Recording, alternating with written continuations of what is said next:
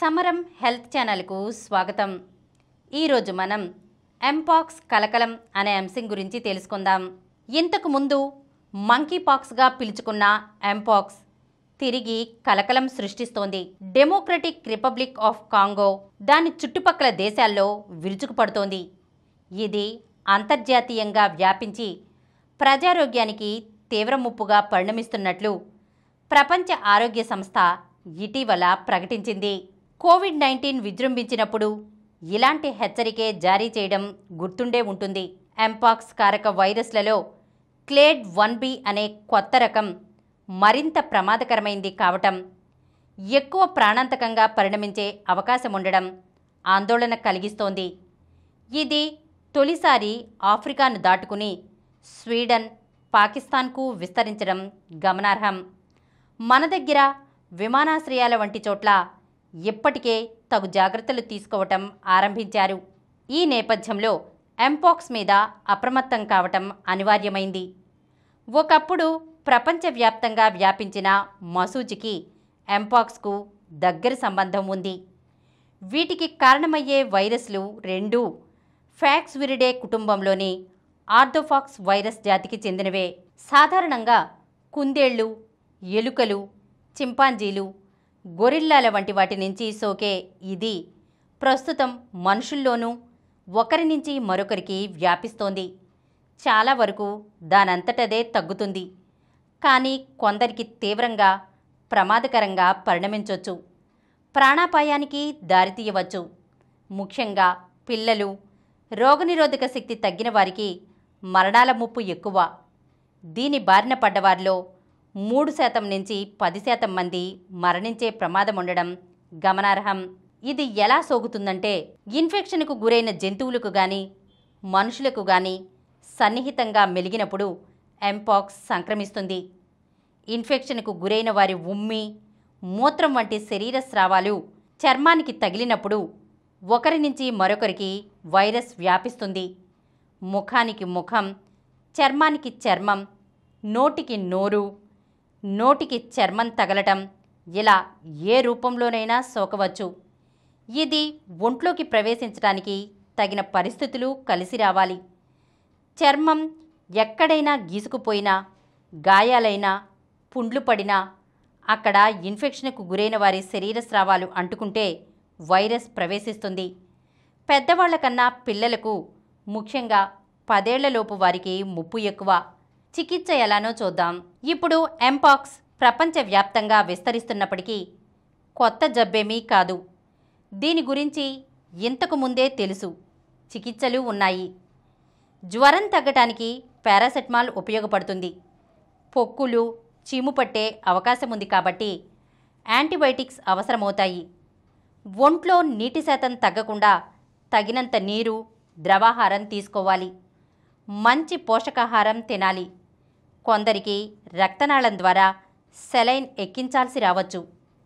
ఎంపాక్స్కు సిడోఫోవిర్, టెకోవిరిమట్ antiviral మందులు అందుబాటులో ఉన్నాయి. వీటిని 600 మిల్లీగ్రాముల మోతాదులో రోజుకు 2 సార్లు చొప్పున 2 వారాలు తీసుకోవలసి ఉంటుంది. బ్రిన్సిడోఫోవిర్ మందునైతే 200 మిల్లీగ్రాముల మోతాదులో వారానికి ఒకసారి తీసుకుంటే సరిపోతుంది.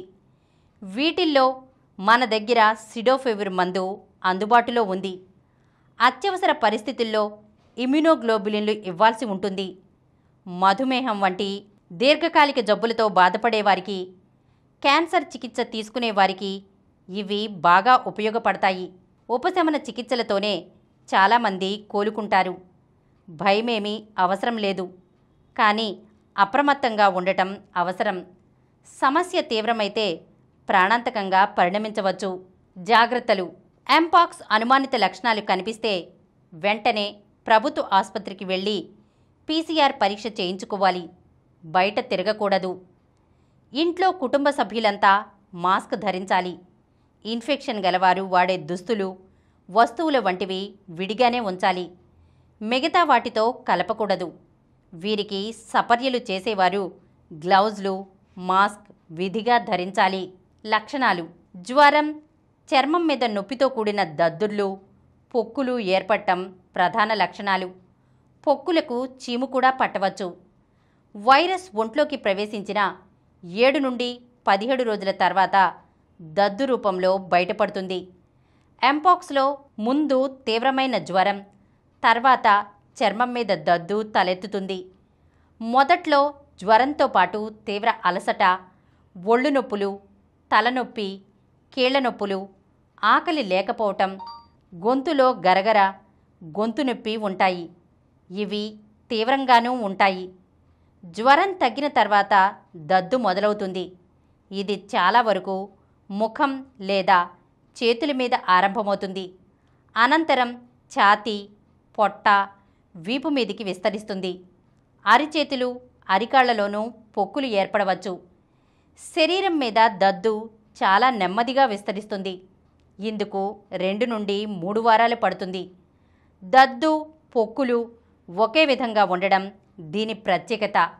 అంటే దద్దు దశలో దద్దు రూపంలోనే ఉంటుంది. పొక్కుల దశలో అన్నీ నీటి పొక్కులే ఉంటాయి. చీము దశలో అన్నింటికీ చీము పడుతుంది. ఇక మానిపోయే దశలో అన్నీ చెక్కుకట్టి ఉంటాయి.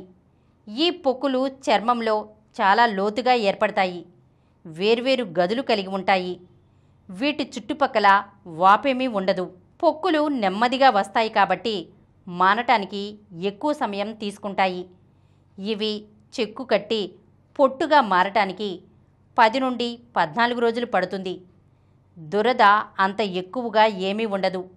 4 నుండి 6 రోజుల తర్వాత కొత్త పొక్కులేవి ఏర్పడవు. లింఫ్ గ్రంథులు పెద్దగా అవటం మరో ప్రత్యేక లక్షణం. దద్దు రావడానికి 1-2 రోజుల ముందు మెడ, చంకలు, గజ్జల వద్ద బిళ్ళలు కడతాయి. ఇవి బాగా నొప్పి పెడతాయి. పొక్కులు మానిన తర్వాత మచ్చలు పడతాయి.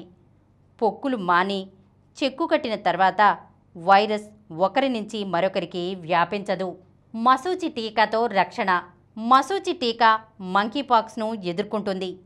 ఇప్పటికే కొన్ని దేశాల్లో దీన్ని ఇస్తున్నారు. ఈ టీకా తీసుకున్న వారికి మంకీపాక్స్ సోకితే అంత తీవ్రంగా మారదు, తేలికగా తగ్గిపోతుంది. ఇంట్లో ఎవరికైనా మంకీపాక్స్ సోకితే తొలి 4 రోజుల్లో కుటుంబ సభ్యులంతా టీకా తీసుకుంటే మంచి రక్షణ లభిస్తుంది.